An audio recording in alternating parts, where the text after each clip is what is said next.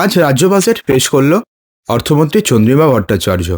2026 সালের বিধানসভা নির্বাচনের আগে এটাই শেষ বাজেট এবং এটা অন্তর্বর্তী বাজেট প্রকাশ করেছে বা পেশ করেছে অর্থমন্ত্রী চন্দ্রিমা ভট্টাচার্য। তো এই অবস্থাতে দাঁড়িয়ে না এইবারের বাজেটে বেশ কিছু দুর্দান্ত ঘোষণা করেছেন মুখ্যমন্ত্রী মমতা বন্দ্যোপাধ্যায়। সেক্ষেত্রে সরকারি কর্মচারীদের জন্য যেমন সুখবর রয়েছে, তেমনি সুখবর রয়েছে বাংলার মাদের জন্য এবং সুখবর রয়েছে বাংলার ভাইদের জন্য।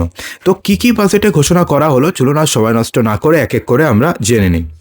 দেখুন, ভোটের আগে 2 মাস বাকি থাকতে বৃহস্পতিবার অন্তর্বর্তী বাজেটে রাজ্য সরকারে একাধিক প্রকল্পে ভাতা বৃদ্ধির কথা ঘোষণা করেছে এবং একাধিক নতুন প্রকল্প ঘোষণা করেছে।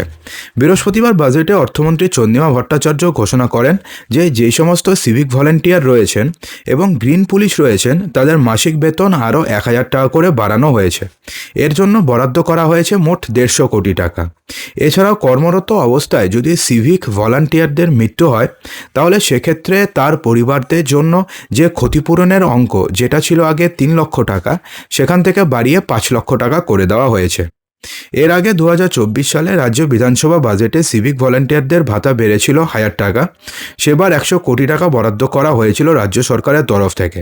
সেবার রাজ্য পুলিশের 20% চাকরি সংরক্ষিত রাখা হয়েছিল সিভিক ভলান্টিয়ারদের জন্য। তার আগে পর্যন্ত সেটাই ছিল 10%। 10% থেকে আগের বছর 20% করা হয়েছে এবং এবার কি বলা হয়েছে, তাদের ভাতা 1000 টাকা বৃদ্ধি করা হয়েছে এবং কর্মরত অবস্থায় মৃত্যু হলে পরে তাদের ক্ষতিপূরণ বাবদ তাকে 3 লক্ষ টাকা দেওয়া হতো, এবার 5 লক্ষ টাকা দেওয়া হবে। এর পাশাপাশি লক্ষ্মীর ভাণ্ডার নিয়ে না একটা যে স্পেকুলেশন চলছিল যে ভাতা বাড়বে, সেটা সত্যি সত্যি ভাতা বাড়লো এবং মাসে 500 টাকা বাড়ানোর কথা ঘোষণা করা হয়েছে এবং এই ভাতাটি আপনি ফেব্রুয়ারি মাস থেকেই পেয়ে যাবেন। ঠিক আছে, রাজ্য অর্থাৎ আগে যারা 1200 টাকা পাচ্ছিলেন তারা পাবে 1700 টাকা এবং যারা পাচ্ছিলেন 1000 টাকা তারা পাবেন হচ্ছে 1500 টাকা। এছাড়া রাজ্যে সরকারি কর্মচারীদের মহার্ঘ ভাতা অর্থাৎ ডিএও 4% বাড়ানোর কথা ঘোষণা করা হয়েছে এবং নতুন ভাতা 1 এপ্রিল থেকে কার্যকর হবে। আশাকর্মী এবং অঙ্গনওয়াড়ি কর্মী এবং অঙ্গনওয়াড়ি সহায়কদের ভাতাও 1000 টাকা বৃদ্ধি করা হয়েছে। তাদের অনেক দিন থেকে দাবি ছিল যে তাদের ভাতা যেন বৃদ্ধি করা হয়, এবার তাদের ভাতা 1000 টাকা বৃদ্ধি করা হয়েছে।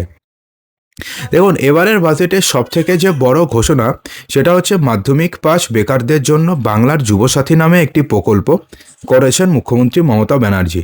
আগামী 15ই আগস্ট থেকে এই প্রকল্প চালু হবে।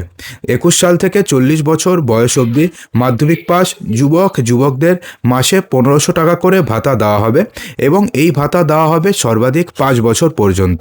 অর্থাৎ একজন বেকার সর্বাধিক 5 বছর পর্যন্ত ভাতা পাবেন এবং 21 বছর থেকে 40 বছর বয়স পর্যন্ত সবাইকে এই ভাতা দেওয়া হবে। বাজেট ঘোষণার পরে সাংবাদিক বৈঠকে মুখ্যমন্ত্রী মমতা বন্দ্যোপাধ্যায় দাবি করেন যে তার সরকারের আমলে রাজ্যে বেকারত্ব কমেছে 46.65%। পাশাপাশি প্রায় 1,72,00,000 মানুষকে দরিদ্রসীমার বাইরে নিয়ে আসা সম্ভব হয়েছে। অর্থাৎ এবারের বাজেটে কিন্তু মোটামুটি সিভিক ভলান্টিয়ারদের জন্য ঘোষণা করা হয়েছে, অঙ্গনওয়াড়ি কর্মী আশাকর্মী সহায়কদের জন্য ঘোষণা করা হয়েছে এবং অঙ্গনওয়াড়ি কর্মী এবং আশাকর্মীদের জন্য 6 মাসের মাতৃত্বকালীন ছুটিও গ্র্যান্ট করা হয়েছে এবারের বাজেটে। এমনটাও কিন্তু বলেছেন মুখ্যমন্ত্রী মমতা বন্দ্যোপাধ্যায়। তো এবার যদি আমরা জিস্ট দেখি যে টোটাল জিস্টে কী হলো এবারের বাজেটে, তাহলে দেখুন, তো সেক্ষেত্রে আমরা তাহলে বলতে পারবো যে প্রথমে লক্ষ্মীর ভাণ্ডারের ভাতা বেড়েছে 500 টাকা। মাসে 1500 টাকা বেকার ভাতা দেওয়া হবে 21 বছর থেকে 40 বছর বয়স পর্যন্ত যুবকদের চাকরি না হওয়া পর্যন্ত। ডিএ বেড়েছে 4%। 100 দিনের কাজে 2000 কোটি টাকা বরাদ্দ করা হয়েছে।